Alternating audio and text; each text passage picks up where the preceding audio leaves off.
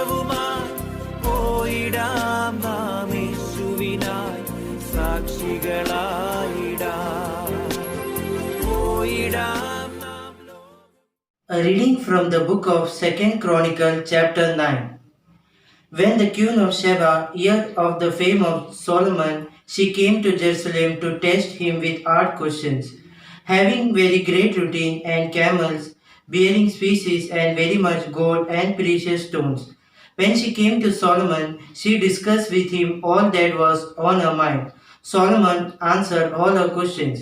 There was nothing hidden from Solomon that he couldn't explain to her. When the queen of Sheba had observed the wisdom of Solomon, the house that he had built, the food of his table, the sitting of the officials, the attendance of his servants, and their clothing, and his burnt offerings, that he offered at the house of the Lord, there was no more spirit left in her. So she said to the king, the report was true that I heard in my own land of your accomplishment and of your wisdom. But I did not believe the reports until I came and my own eyes saw it. Not even half of the greatness of your wisdom had been told to me.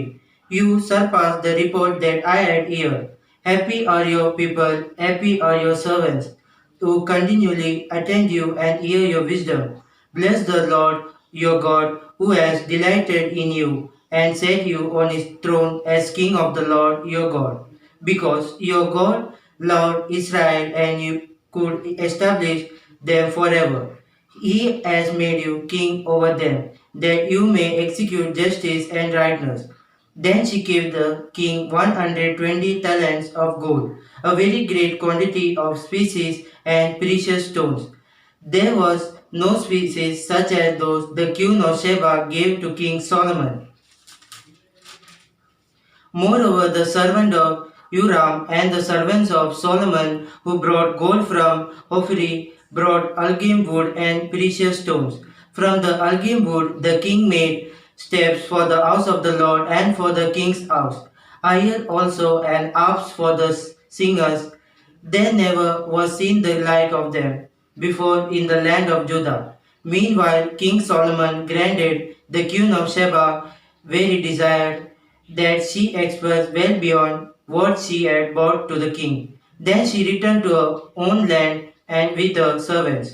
The weight of gold that came to Solomon in 1 year was 666 talents of gold, beside that which the traders and merchants brought.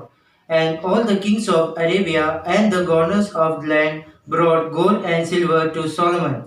King Solomon made 200 large shields of beaten gold, 600 shillings of beaten gold went into each large shield. He made 300 shields of beaten gold, 300 shillings of gold went into each shield, and the king put them in the house of the forest of Lebanon. The king also made a great ivory throne and overlaid it with pure gold. The throne had 6 steps and a footstool of gold, which were attached to the throne, and on each side of the seat were armrests and 2 lions standing beside the armrest, while 12 lions were standing, one on each end of a step, on the 6 steps. The like of it was never made in any kingdom. All King Solomon's drinking vessels were of gold, and all vessels of the house of the forest were of pure gold. Silver was not considered as anything in the days of Solomon. For the king's ships went to Tarshish with the servants of Uram once every 3 years. The ship of Tarshish used to come bring gold, silver, ivory, apes, and peacocks. Thus King Solomon excelled all the kings of the earth in riches and in wisdom. All the kings of the earth sought the presence of Solomon to hear his wisdom, which God had put into his mind. Every one of them brought a present object of silver and gold, garments, weaponry, species, horses, so much year by year.